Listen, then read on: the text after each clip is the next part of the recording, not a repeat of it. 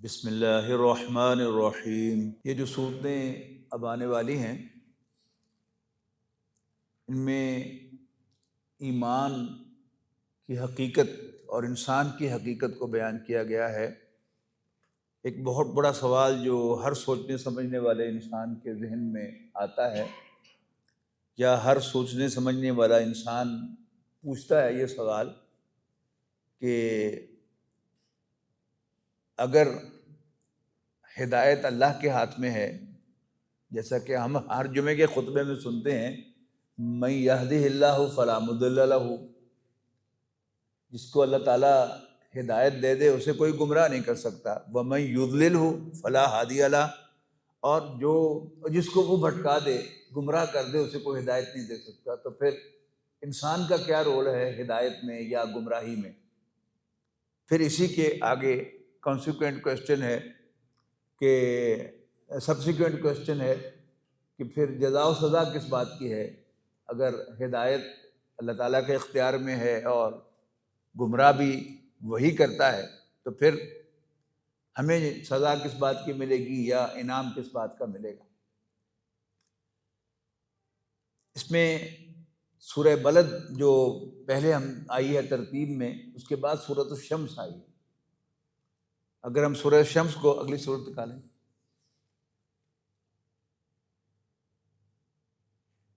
جی، اگر ہم سورۃ شمس کو دیکھیں تو اس میں قسمیں کھائی گئی ہیں، جیسے اور بہت سی صورتوں کے شروع میں قسمیں کھائی گئی ہیں، تو وہاں بھی قسمیں ہیں، والشمس وضحاها والقمر اذا تلاها،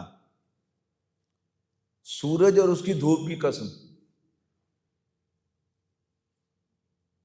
والقمر اذا تلاها، اور چاند کی قسم جب وہ اس کے پیچھے پیچھے آئے، والنہار اذا جلاها، دن کی قسم جب وہ روشن ہو جائے، واللیل اذا یغشاها، اور رات کی قسم جب وہ چھا جائے، والسماء وما بناها، آسمان کی قسم اور آسمان کی قسم اور اس کی بناوٹ کی قسم، والارض وما طحاها، اور زمین اور اس کے بچھائے جانے کی قسم۔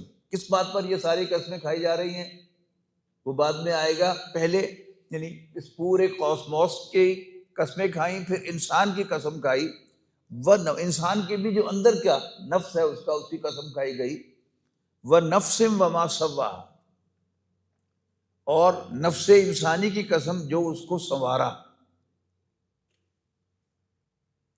فَأَلْهَمَهَا فُجُورَهَا وَتَقْوَاهَا، پھر اس کو الہامی طور پر بتایا کہ کیا اسے تباہ کرے گا اور کیا اسے بچا کر رکھے گا۔ اگر آپ ایک انڈیویجول کو کنسیڈر کریں کہ اس کائنات کا آغاز فزیکل ورڈ سے ہوا،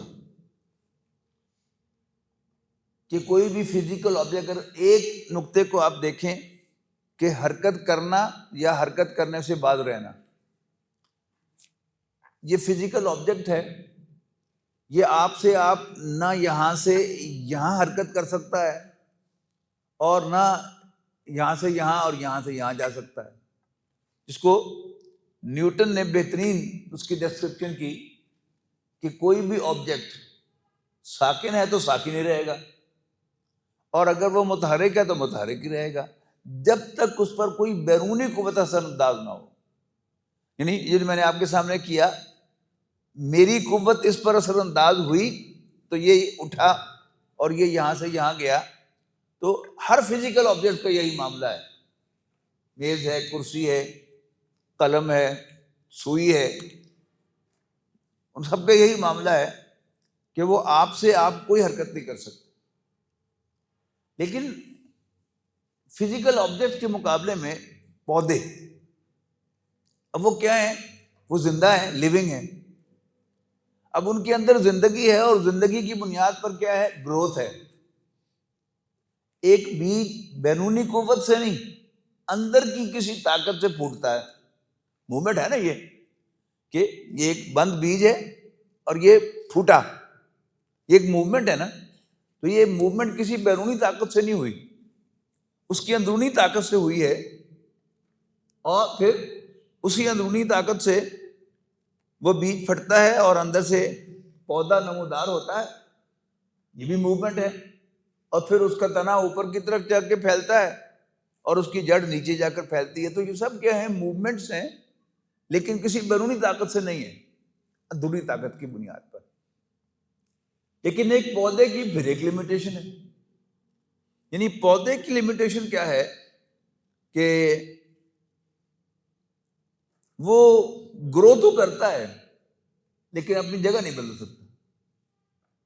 یعنی پودا یہاں اگا ہوا ہے تو یہاں وہ بڑی موومنٹ کر رہا ہے، تنا اس کا کہاں پہنچ گیا، شاخیں اس کی آسمان سے باتیں کر رہی ہیں، اور جڑیں کہاں کہاں پھیلی ہوئی ہیں اس کی۔ آپ کو جانتے ہیں پیپل کا درخت جو ہے اس کی جڑیں تو بڑی نامراد ہوتی ہیں کہ ایک دفعہ کہیں اگا دیں آپ پیپل کا درخت اور پھر اس کو آپ کاٹ دیں تو وہ کئی گز تک، کئی میٹر تک جو ہے وہ جہاں سے جگہ ملے گی پھر اس کی وہ جڑ پھوٹ جائے گی، پھر ایک درخت بن جائے گا۔ ادھر سے آپ نے مکان بنا لیا پیپل کے اوپر، اب جہاں جہاں وہ کوئی تھوڑی سی درخت ملے گی اینٹوں کے درمیان، وہاں سے پھر اس کا کوئی نہ کوئی شگوفہ جو ہے وہ نکل آئے گا، پھر پورا درخت بن جائے گا۔ تو لیکن پیپل کا درخت بھی خود باڈیلی موو نہیں کر سکتا، جو اس کی لمیٹیشن ہے۔ پھر تیسری مخلوق جو اللہ تعالیٰ نے بنائی ہے وہ حیوانات ہیں۔ حیوانات اس لمیٹیشن سے بھی آزاد ہیں، وہ موو کرتے ہیں آگے پیچھے دائیں بائیں۔ پھر پرندے جو ہیں وہ ہوا میں بھی اڑتے ہیں اور گلائڈ بھی کرتے ہیں، نیچے بھی آتے ہیں، یہ ساری موومنٹس ہیں۔ لیکن ان کی پھر ایک لمیٹیشن ہے کہ جس کو ڈارون میں اسٹڈی کیا، یعنی فزیکل آبجیکٹس کو اسٹڈی کیا ہے بیسٹ نیوٹن، اور جو اینیمل موومنٹس ہیں ان کو اسٹڈی کیا ہے ڈارون نے۔ ان کے نظریہ ارتقاء سے تو اختلاف ہے جو سائنسدانوں کو بھی، لیکن وہ جو اینیمل نیچر کو اس نے اسٹڈی کیا ہے اس کا جواب نہیں ہے۔ تو اس نے خلاصہ نکالا ہے اینیمل موومنٹس کا کہ یہ اپنی ایگزسٹنس کے لیے اسٹرگل کرتے ہیں، اسٹرگل فار ایگزسٹنس، ٹھیک ہے جی۔ اب اس کے لیے کیا کرتے ہیں؟ وہ دو لیول پر وہ کہتا ہے کہ اسٹرگل کرتے ہیں، ایک اپنی ذات کی بقا کے لیے، پریزرویشن آف سیلف، اور پریزرویشن آف اسپیشیز، اپنی ذات کی بقا کے لیے اور اپنی نسل کی بقا کے لیے۔ اب ذات کی بقا کے لیے اس کی 3 انسٹنکٹس ہیں، بھوک لگتی ہے اس کو تو کھاتا ہے، پیاس لگتی ہے تو پیتا ہے، اور غصہ آتا ہے تو پھر اپنی حفاظت کے لیے وہ ایکٹ کرتا ہے، غصے کا اظہار کرتا ہے، اور اپنی نسل کی بقا کے لیے وہ ریپروڈیوس کرتا ہے۔ ہم اس کو اپنے دین کی روح میں ایڈ کریں گے کہ اللہ تعالیٰ نے اس کو بھوک، پیاس اور غصہ اور جو جنسی خواہش عطا کی ہے جس کا وہ اظہار کرتا ہے۔ لیکن یہاں پھر ہمیں ایک لمیٹیشن نظر آتی ہے، اور وہ لمیٹیشن یہ ہے کہ ایک جانور کھاتا تو اپنے فیصلے سے ہے، اس لیے کہ اس کو بھوک لگی ہے، اور اگر بھوک نہ لگی ہو تو پھر وہ نہیں کھاتا۔ یعنی جانور بیمار ہوتا ہے، آپ اس کے سامنے چارہ ڈالتے ہیں، بھوسا ڈالتے ہیں، لیکن اس کو بھوک نہیں لگی، منہ بھی نہیں لگاتا اس کو۔ لیکن جب کسی جانور کو بھوک لگی ہو اور اس کی پسند کا کھانا اس کی دسترس میں ہو، اب جانور کے پاس کوئی اختیار نہیں ہے کہ اپنے آپ کو کھانے سے روک سکے۔ آپ میں سے جن حضرات نے بھینس پالی ہے اس کا بڑا زبردست ایکسپیرینس ہے کہ جب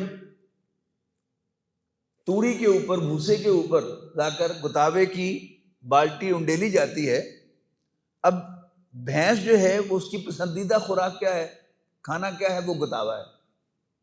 اس کی کوشش ہوتی ہے کہ میں اس کو روکھا کھاؤں، لیکن ہم چاہتے ہیں کہ اس کو ہم بھوسا بھی کھلائیں، توڑی بھی کھلائیں، لہٰذا ہم توڑی کو اس کے اندر مکس کر کے اس کو دیتے ہیں۔ اب جب آپ اس کو گتاوا کر رہے ہوتے ہیں، اگر آپ کا تجربہ ہے، کر رہے ہوتے تھے، تو پھر بار بار وہ ٹرائی کرتی تھی، تھپڑ مار کے اس کا منہ پیچھے کیا جاتا تھا، یا چھڑی رکھی ہوتی تھی اس کو پرے منہ اٹھانے کے لیے، یا زیادہ ہی اتری ماں جو ہو تو پھر اس کو دوسرے قلعے پہ باندھ کر یہاں آرام سے مکس کر کے پھر اس کو یہاں لایا جاتا تھا۔ اس کا مطلب کیا ہے کہ ایک جانور کو جب اس کی انسٹنکٹ بھی جاگ رہی ہو اور اس کی پسند کا کھانا بھی اس کی دسترس میں ہو تو اس کے پاس کوئی اختیار نہیں کہ اپنے آپ کو کھانے پینے سے روک سکے۔ اسی طرح جو ریپروڈکشن کا معاملہ ہے کہ اس کا سیکس بھی جاگ جائے، شہوت بھی جاگ جائے اور اس کا اپوزٹ سیکس بھی اس کی دسترس میں ہو تو پھر جانور جو ہے وہ اپنے آپ کو سیکس کرنے سے نہیں روک سکتا۔ چوتھی مخلوق جو اللہ تعالیٰ نے پیدا کی ہے وہ انسان ہے۔ اب انسان میں کیا ہے، یعنی وہ ٹریس کرتے چلے جائیں کہ فزیکل آبجیکٹس، پلانٹس اور پھر اینیملز، ان کی لمیٹیشن۔ انسان کیا ہے؟ انسان اس لمیٹیشن سے بھی آزاد اللہ تعالیٰ نے پیدا کیا۔ یہ ہے تسویہ۔ وَنَفْسٍ، یعنی تسویہ بنا ہے سوا سے، سوا کے معنی برابر، تسویہ کے معنی برابر کرنا۔ یعنی ایک بلڈنگ ہے، پہلے اس کا سٹرکچر بنتا ہے اور پھر اس کی فنیشنگ ہوتی ہے۔ سٹرکچر بنتا ہے تو اس کی شکل بھی دیکھنے کو جی نہیں چاہتا۔ اگر اینٹوں کی دیوار ہے تو کہیں سے کوئی اینٹ باہر نکلی ہوئی ہے، کہیں سے کچھ اندر ہے، اس کے درزے ہیں، اسی کو پلستر کر دیا جاتا ہے اور فنش کر دیا جاتا ہے تو پھر اس کے ساتھ ٹیک لگانے کو جی چاہتا ہے۔ ایک فرش ہے، لیکن جب وہ فنش ہو جاتا ہے تو پھر اس پہ آپ بڑے آرام سے بیٹھ سکتے ہیں، وغیرہ وغیرہ۔ تو اللہ تعالیٰ نے کیا کیا، انسان کے اندر اس کے نفس کو فنش کیا۔ یہ فنشنگ کیا تھی کہ اللہ تعالیٰ نے انسان کو اس کی تمام انسٹنکٹ پر کنٹرول دے دیا۔ انسان بھوک سے مجبور ہو کر نہیں کھاتا جانور کی طرح، اپنے فیصلے سے کھاتا۔ اور یہ ابھی انشاءاللہ رمضان آیا چاہتا ہے تو رمضان میں کیا ہوگا؟ کیا ہمیں بھوک نہیں لگے گی؟ بالکل لگے گی۔ پیاس نہیں لگے گی؟ بالکل لگے گی، ٹھیک ہے نا؟ غصہ بھی آئے گا، اور اگر گھر میں بیوی موجود ہے تو کیا انسان کی شہوت ختم ہو جاتی ہے؟ ہرگز نہیں ہوتی ختم۔ اصل چیز کیا ہے کہ اللہ تعالیٰ نے انسان کو بنایا ہے ان تمام انسٹنکٹ کے ساتھ جو جانوروں کے اندر موجود ہیں ان پر کنٹرول دے کر۔ یہ ہے فنشنگ اس کی، تسویہ انسان کا، کہ اللہ تعالیٰ نے انسان میں ایک سافٹ ویئر انسٹال کیا ہے۔ سافٹ ویئر سمجھتے ہیں نا آپ کہ ایک کمپیوٹر کا اصل فنکشن کرنے والا کون سا ہوتا ہے؟ وہ تو سافٹ ویئر ہوتا ہے، لیکن وہ نظر نہیں آتا۔ اب آپ انسان کو پیٹ چاک کریں گے، اس کے ایک ایک ریشے کو نکال کے دیکھیں گے، وہ جانوروں والا ہے۔ یعنی ابھی 3-4 ماہ کے بعد عید الاضحیٰ بھی آئے گی اور ہم جانور بھی ذبح کریں گے۔ کیا ہے اس میں؟ پسلیاں بھی ہیں، پھیپھڑے بھی ہیں، دل بھی ہے، دماغ بھی ہے، جگر بھی ہے، معدہ بھی ہے، دماغ، سارا کچھ ہے۔ تو جسم جو ہے وہ تو مشابہ ہے ایک جانور کے، خاص طور پر میمل کے۔ ایک فرق کیا ہے کہ اللہ تعالیٰ نے انسان میں وہی جو نفس تھا وہ حیوان کے اندر بھی تھا۔ وہ پیاس، بھوک، وہ کہاں لگتی ہے؟ وہ تو اس نفس کو لگتی ہے، لیکن انسان کے اندر اللہ تعالیٰ نے اس کو فنش کر دیا اور اس کو کنٹرول ادا کر دیا۔ اس پر پھر اللہ تعالیٰ نے ایڈ کر دیا اپنی روح کو۔ یہ کیا ہے؟ یہ الہام میں کہا گیا فَأَلْهَمَهَا فُجُورَهَا وَتَقْوَاهَا، کہ نفس وما سواها، اور نفس انسانی کی قسم اور اس کے سنوارے جانے کی قسم، اور اس کے بعد فَأَلْهَمَهَا فُجُورَهَا وَتَقْوَاهَا، پھر اللہ تعالیٰ نے اس میں ڈال دیا، اس کو الہامی طور پر بتایا کہ کیا چیز اسے تباہ کرے گی۔ فجر کہتے ہیں نا پھاڑنے کو، فجر کا وقت کیا؟ رات کا پردہ پھٹتا ہے تو دن شروع ہوتا ہے تو وہ فجر ہے۔ تو فجور، توڑ پھوڑ کرنے والا، یعنی اللہ تعالیٰ نے انسان کو جو اعلیٰ شخصیت عطا کی ہے تو ہمیں اندر سے پتہ ہے۔ وہ کیسے پتہ ہے؟ جب اللہ تعالیٰ نے روح ڈالی تو وہ ایک روشنی ہے، اور اس روشنی میں ہم دیکھ سکتے ہیں کہ یہ کام غلط ہے، یہ کام صحیح۔ یعنی کوئی شخص کسی اسکول میں نہ گیا ہو، یہ والدین سے بھی اس نے تعلیم نہ پائی ہو، اس کو اندر سے پتا ہے کہ this is right and this is wrong. تو فَأَلْهَمَهَا فُجُورَهَا وَتَقْوَاهَا، پھر ہم نے الہامی طور پر اس کو بتایا کہ کیا چیز اس کے اس کانشیسنس کو تباہ کرے گی، اس کے اس شعور کو تباہ کرے گی، اس کے اس نفس کو تباہ کرے گی، اور کون سی چیز اسے بچا کر رکھے گی. تقویٰ کہتے ہیں بچ بچ پر چلنے کو. تو تقویٰ اس کا بچاؤ کیا ہے اور اس کی سپوائلنگ کیا ہے، یہ اللہ تعالیٰ نے الہامی کیا. اس کے بعد پھر یہ ساری قسمیں کھانے کے بعد کیا فرمایا؟ قد افلح من زکاہا، کامیاب ہو گیا وہ جس نے اپنے نفس کو پاک اور صاف رکھا، یعنی حیوانی تقاضوں کو اپنے اوپر غالب نہیں آنے دیا تو وہ کامیاب ہو گیا. وقد خاب من دساہا، اور نقصان اٹھایا اس نے جس نے اسے جسم کی مٹی میں دفن کر دیا. یہ جو وجود ہے یہ تو خاکی وجود ہے، مٹی سے بنا ہے، اور اس کے اندر اللہ تعالیٰ نے وہ سافٹ ویئر رکھا ہے جس کے اندر روح اللہ تعالیٰ نے ڈالی ہے. تو وقد خواب من دساہا، نقصان اٹھایا اس نے جس نے اسے مٹی میں دفن کر دیا. کذبت ثمود بطغواہا، قوم ثمود نے سرکشی کی بنیاد پر پیغمبروں کو جھٹلایا. حضرت جانتے ہیں حضرت صالح علیہ السلام ان کی طرف بھیجے گئے تھے، اور جس طرح ہم اردو میں آپ کہتے ہیں کسی ایک کو بھی، آپ جو ہے یہ تو جمع کا صیغہ ہے، لیکن ہم عزت و احترام کے لیے تم نہیں کہتے، آپ کہتے ہیں. اسی طرح قرآن مجید میں ایک پیغمبر کو بھی بعض اوقات جو ہے جمع کے صیغے میں ظاہر کیا گیا ہے کہ کذبت ثمود بطغواہا اذ انبعث اشقاہا، تو جھٹلایا قوم ثمود نے سرکشی کی بنیاد پر پیغمبروں کو. اذ انبعث اشقاہا، جب ان میں ایک انتہائی بدبخت شخص اٹھا. یہ وہ جو سارے سردار تھے، یہ کہانی کیا ہے قوم ثمود کی کہ حضرت صالح علیہ السلام ان میں بھیجے گئے، قوم نے جیسے باقی پیغمبروں کا انکار کرتے ہیں ان کا بھی انکار کیا. لیکن جب وہ کارنر ہو گئے حضرت صالح علیہ السلام کی تعلیمات میں، تو انہوں نے کہا کہ جی ہمیں کوئی ثبوت دو. وہ جو سامنے پہاڑ ہے نا، پہاڑی ہے، اس میں سے ایک اونٹنی برآمد کر کے دکھاؤ. یعنی ایزیومنگ کہ نہ یہ کر کے دکھائے گا اور نہ ہمیں ماننا پڑے گا. حضرت صالح علیہ السلام نے دعا کی کہ اللہ میں تیرا سچا پیغمبر ہوں تو مجھے سچا ثابت کر دے. اور ایگزیکٹلی وہی ہو گیا. ان کے دیکھتے ہوئے سامنے سے وہ پہاڑ پھٹا اور اس میں سے ایک پریگننٹ اونٹنی برآمد ہو گئی، اور اس نے آتے ہی ایک بچے کو جنم دے دیا. جو ان کا تقاضا تھا وہ پورا ہو گیا.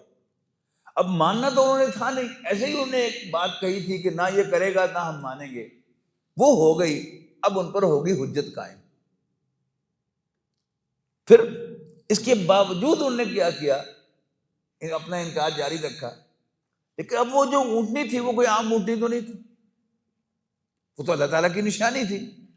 لہذا اس کو پھر کہتے تھے وہ سالے کی اونٹنی ہے. اللہ تعالیٰ اس کو اپنی طرف کہہ رہا ہے کہ وہ میری طرف سے بھیجی ہوئی ایک نشانی تھی. تو وہ کھانے پہ آئے تو کھیتوں کے کھیت چر جاتی تھی، اور پورے گاؤں کا جتنا بھی ہریاول ہوتا تھا وہ سارا کھا جاتی تھی. اور پانی پینے پہ آتی تھی تو پانی سارا ہی جو ہے وہ حوض کے حوض خالی کر دیتی تھی. اب بڑے تنگ ہوئے وہ، اور وہ آئے حضرت صالح کے پاس. انہوں نے کہا یہ تمہاری اونٹنی سے تو ہم بڑے تنگ ہیں، ایسے کرو باری مکمل کر لو. ایک دن تمہاری اونٹنی چرے اور اگلے دن پھر ہمارے جانور چریں. اب کچھ چھوڑے تو اگلے دن کچھ ملے. یعنی جن لوگوں کو زراعت کا تجربہ ہے کہ یہ جو چارے کے کھیت ہوتے ہیں ان کو ایک طرف سے کاٹتے رہتے ہیں، آگے چلتے رہتے ہیں، ان دا مین ٹائم پچھلے پھر جو ہے وہ اوپر کر اوپر آ جاتے ہیں، اور یوں چارے کا وہ سلسلہ چلتا رہتا ہے. اب وہ ایک دن سارے ہی چر جائے تو پھر اگلے دن کیا ہو؟ کچھ بھی نہیں. پھر اللہ کی نشانی کے طور پر اگلے دن تیسرا دن آئے تو پھر دوبارہ چارہ کھڑا ہوا ہو اور پھر اس کو وہ چر جائے. اور پانی پینے پہ آئے تو سارے کے سارے حوض خالی کر دے، اگلے دن کسی کو پانی ملے ہی نہ. اب وہ بڑے تنگ ہوئے. اب وہ سرداروں نے صلاح مشورے کیے کہ ہم اس اونٹنی کی جان لے لیں تاکہ ہماری خلاصی ہو جائے اور ہم اس مصیبت سے نکل آئیں. حضرت صالح علیہ السلام نے انہیں وارن کیا. یہاں وہ ذکر آ رہا ہے فقال لهم رسول اللہ، جب قوم سمود سے ان کی طرف بھیجے ہوئے پیغمبر نے کہا ناقۃ اللہ وسقیاہا، خبردار اللہ کی اونٹنی کو ہاتھ نہ لگانا اور اس کو اپنی باری میں پانی پینے دینا۔ اب وہ سارے سردار جو تھے وہ سر جوڑ کر بیٹھے، تو اب صالح علیہ السلام کی وارننگ یاد آئی، کہ کسی نے یاد کرا دیا، کوئی صالح نے کہا تھا کہ تم پر عذاب آ جائے گا۔ ان میں سے ایک بڑا بدبخت جو تھا سردار نے، عذاب آئے گا، دیکھی جائے گی، پڑھاؤ میں تلوار۔ سامنے سے وہ اونٹنی آ رہی تھی اور اس نے تلوار سے اس کی دونوں ٹانگیں اگلی جو ہے وہ کاٹ دی۔ بس وہ حملہ کرنا تھا اور اس کے بعد پھر ان پر عذاب آیا اور وہ سب جو ہے وہ وہاں پر ملیہ میٹ ہو گئے۔ فَكَذَّبُوهُ، لیکن انہوں نے پیغمبر کو جھوٹا قرار دیا۔ فَعَقَرُوهَا، اور اونٹنی کی اگلی ٹانگیں کاٹ دی۔ فَدَمْدَمَ عَلَيْهِمْ رَبُّهُمْ بِذَنبِهِمْ، آخرکار ان کے رب نے ان کے گناہوں کی وجہ سے ان پر تباہی بھیج دی۔ فَسَوَّاهَا، اور ان کو پدرا کر دیا۔ وہی لفظ سوا پھر آ گیا، اور ان کو برابر کر دیا، پنجابی میں کہتے ہیں پدرا کر دیا۔ وَلَا يَخَافُ عُقْبَاهَا، یعنی جب بھی آپ کوئی بڑا کام کرتے ہیں تو بہرحال آپ کو ذہناً تیار ہونا پڑتا ہے زندگی میں کہ اس کا بیک لیش بھی آئے گا اور اس کے کانسیکوینسز بھی ہوں گے۔ میں اور آپ سب اس چیز کے اندر بدھے ہوئے ہیں کہ جو بھی ہم کام کریں گے اس کے کانسیکوینسز ہوں گے، لیکن اللہ تعالیٰ جو ہے لا یخاف عقباها، اللہ اس کے نتائج کی کوئی پرواہ نہیں کرتا، اسے کسی کی پرواہ نہیں ہے۔ یہ سورۃ الشمس ہے۔ اچھا، اب جب ایک انسان انڈیپینڈنٹ پیدا ہو گیا، یہ انسان کی انڈیپینڈنس ہو گئی نا، کہ نہ وہ ایکسٹرنل فورس کا محتاج ہے موومنٹ کے لیے، اور نہ وہ محتاج ہے کہ اپنی انسٹنکٹس کو لازماً وہ پورا کرے، تو آزاد ہو گیا۔ علامہ اقبال نے اس کا خلاصہ نکالا ہے کہ تقدیر کے پابند نباتات و جمادات، یعنی جمادات فزیکل آبجیکٹس اور نباتات پودے، یعنی ان کی جو موومنٹس ہیں اللہ تعالیٰ نے پروگرام کی ہوئی ہیں۔ یہ جتنی بھی یعنی اینیمل لاز ہیں، فزیکل لاز ہیں، وہ کیا ہیں؟ اللہ تعالیٰ نے مادے کو پروگرام کیا ہوا ہے کہ جب ہم اس کو چھوڑیں گے تو گریویٹیشنل فورس اس کے نیچے کھینچے گی، اور یہ ساری بھی جتنی بھی موومنٹس ہے، اور پودا جو ہے وہ یوں بڑھے گا، یہاں ایسے کم ہوگا، ایسے بیج پھوٹے گا، خود سے آپ نہیں پھوٹ رہا، اللہ تعالیٰ نے پروگرام کیا ہوا ہے۔ ایسے ہی جانور بھی پروگرام ہے، لیکن اللہ تعالیٰ کو انسان نے آزاد پیدا کیا، یعنی انسانی جو شخصیت ہے اس کے بھی دو حصے ہیں۔ ایک ہے یہ جسم، اس کے اندر جو آٹونومس سسٹم ہے وہ کیا ہے؟ وہ پروگرامنگ کے تحت چلتا ہے۔ اللہ تعالیٰ نے پروگرام کیا ہوا ہے، میرے پھیپھڑے یوں پھولیں گے پھر سکڑیں گے، دل جو ہے وہ ایسے ایسے دھڑکے گا، میرا معدہ ایسے کام کرے گا، میری آنتیں ایسے کام کریں گی، ہمیں پتہ ہی نہیں وہ سب کچھ ہو رہا ہے۔ اسی طرح ایک عورت کو پتہ نہیں، لیکن اس کے اندر جو نطفہ ہے وہ کیسے پروسیس ہو کر پورا ایک بچہ بن رہا ہے، یہ کیا ہے؟ اللہ تعالیٰ کی طرف سے پروگرام ہے۔ تو اقبال نے کہا کہ تقدیر کے پابند نباتات و جمادات، مومن فقط اللہ کے احکام کا پابند، درمیان میں کون رہ گیا؟ کافر۔ یعنی اس کائنات میں اللہ تعالیٰ کے احکام سے یا فیصلوں سے آزاد صرف کافر ہے۔ انسان کو اللہ تعالیٰ نے آزادی دی، اختیار دیا، لیکن جس نے اللہ کو مان لیا، اللہ کے پیغمبروں کو مان لیا، اس نے وہ اختیار واپس اللہ کے حوالے کر دیا کہ جس طرح تو کہے میں کرنے تیار ہوں، ٹھیک ہے نا؟ تو درمیان میں کون رہ گیا؟ وہ کافر رہ گیا۔ اچھا، اب یہ توفیق جو ہے وہ کس کو ملتی ہے؟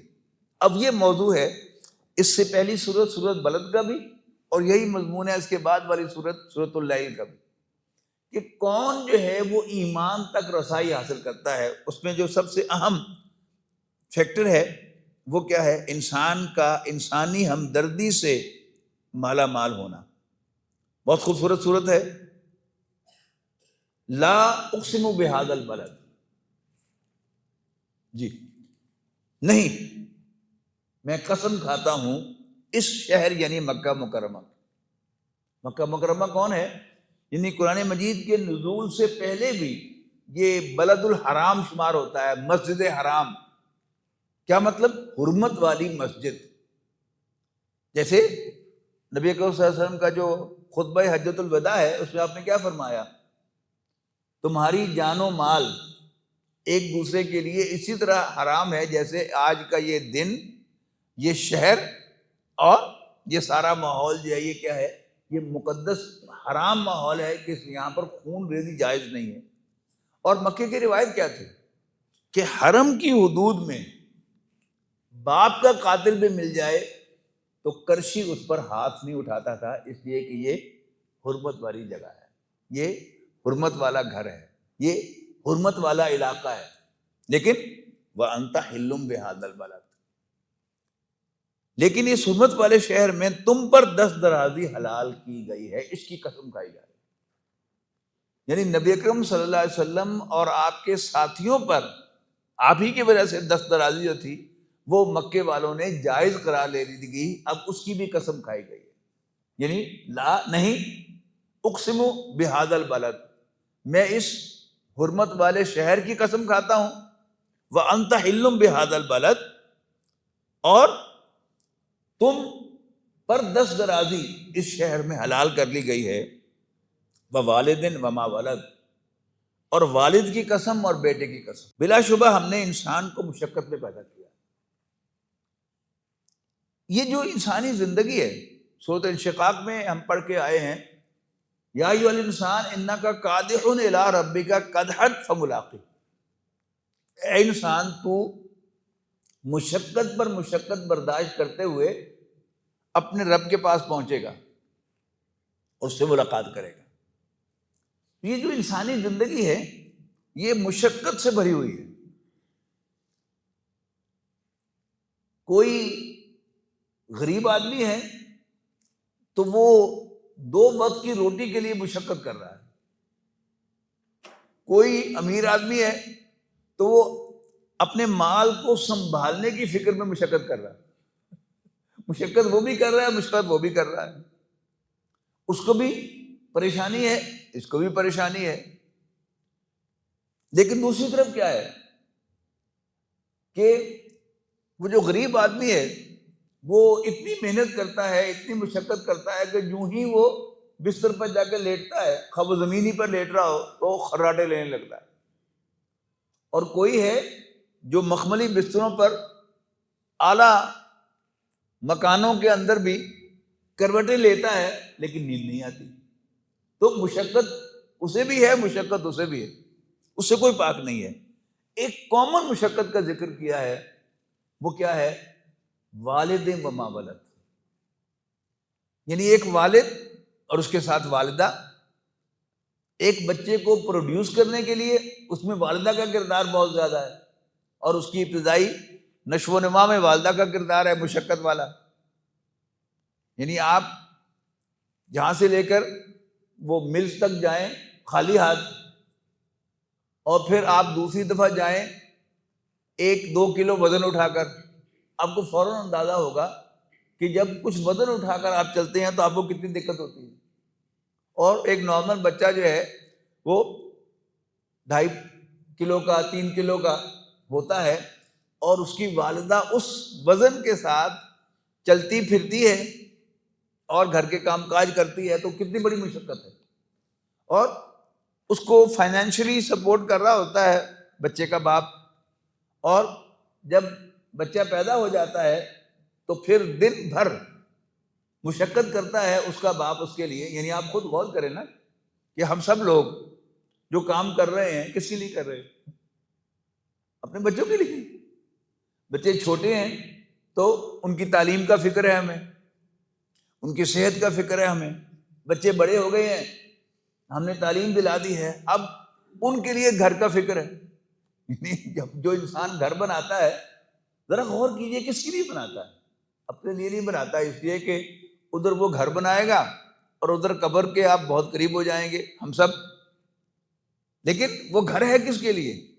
بیٹوں کے لیے جو گھر بناتا ہے تو اس کے لیے پھر وہ مشقت کرتا ہے۔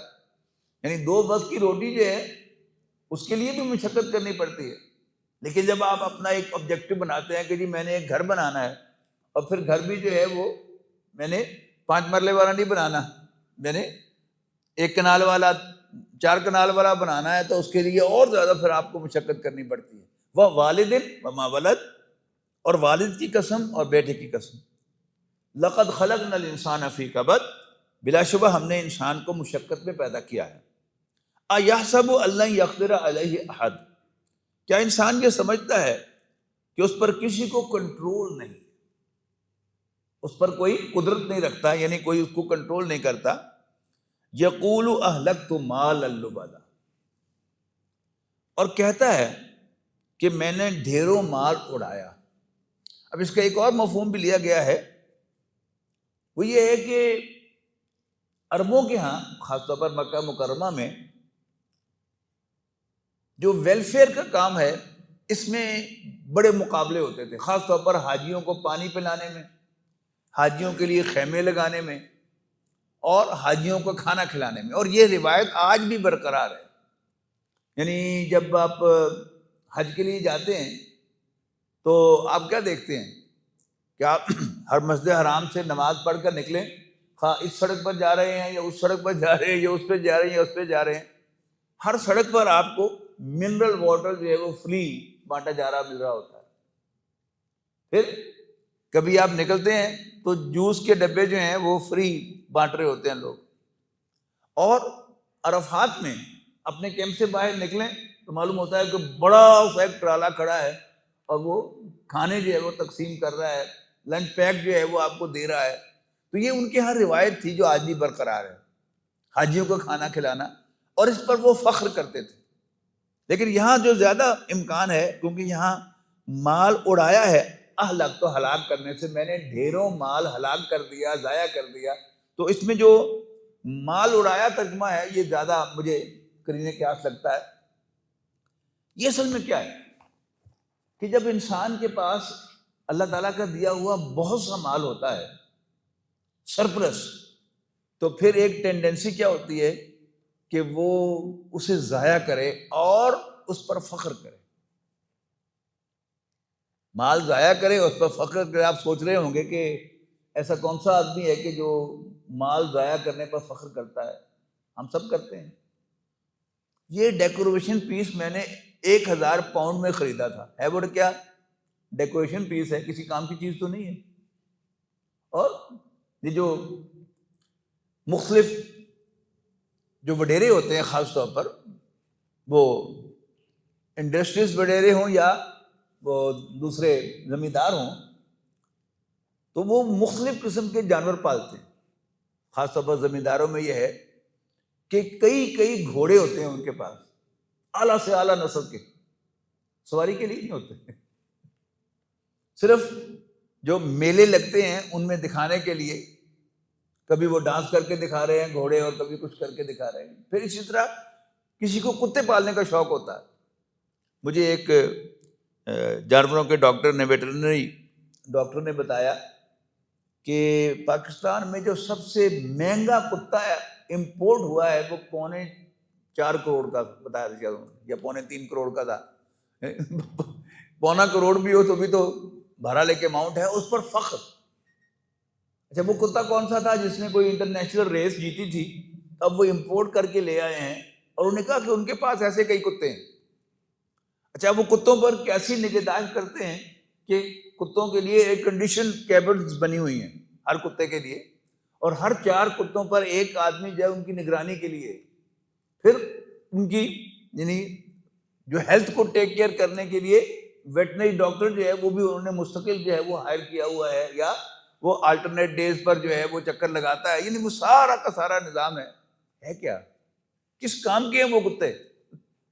صرف بتانے کے لیے، دکھانے کے لیے. دیکھیں جی میں نے اس پر اتنا خرچ کیا تھا، یعنی میں نے اس پر اتنا ضائع کیا تھا. تو قرآن مجید جو ہے وہ پوری تصویر کشی کرتا ہے انسان کی نیچر کی. یقول اہلکت مالا لبدا، کہتا ہے میں نے ڈھیروں مال اڑا دیا.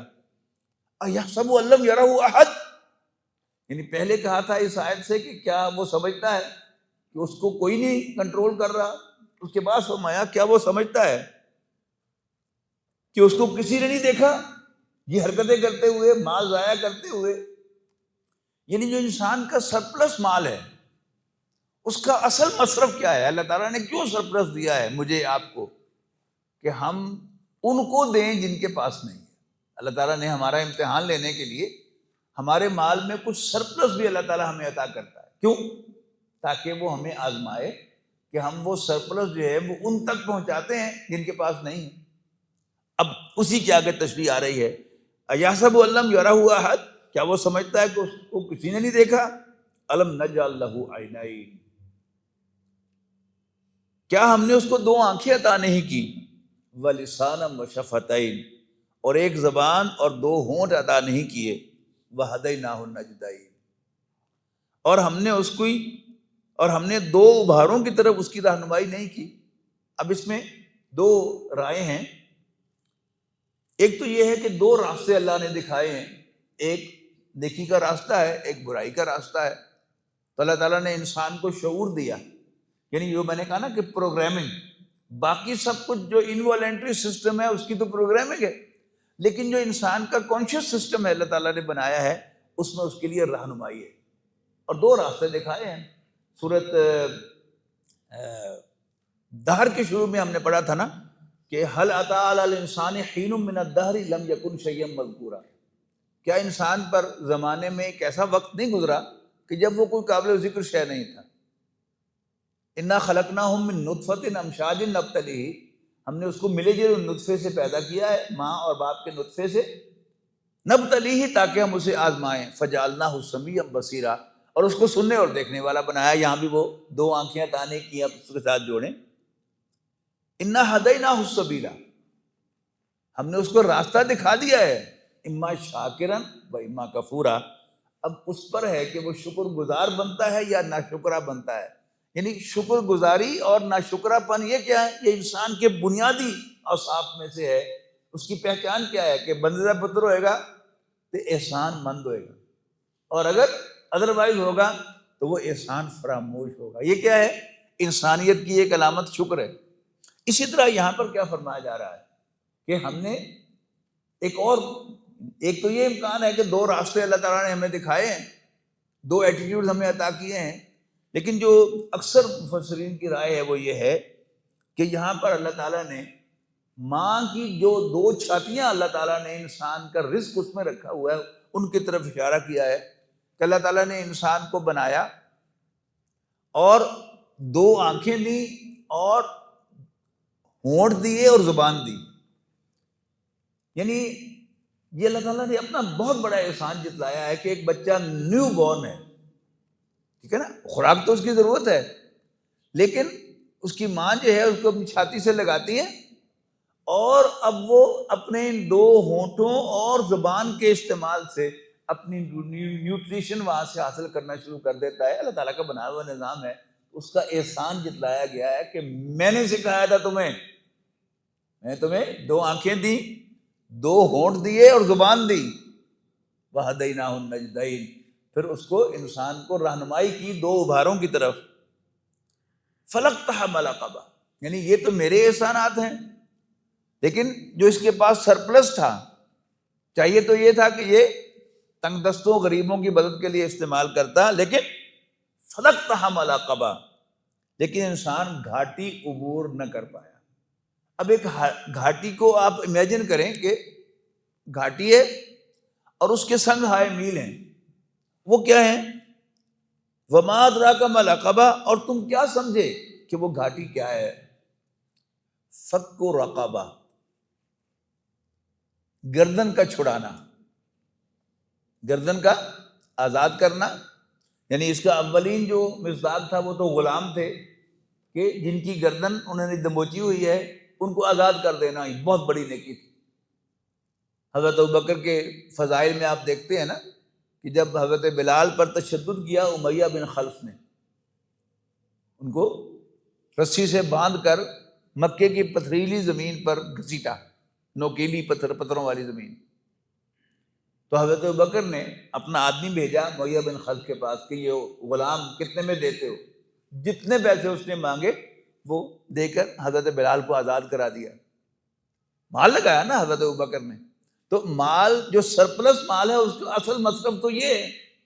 دوسرا کیا فرمایا؟